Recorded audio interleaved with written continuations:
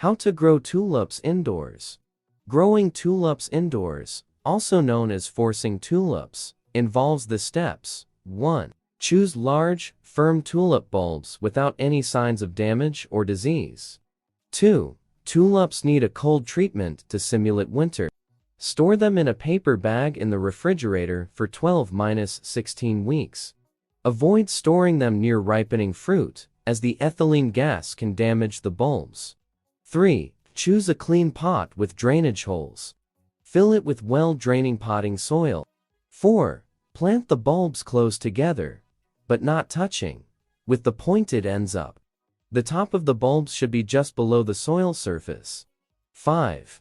After planting, water thoroughly so that the soil is moist, but not waterlogged. 6. Once shoots appear, move the pot to a cool, sunny spot. Gradually increase light and temperature. 7. Water is needed to keep the soil moist. Rotate the pot regularly for even growth.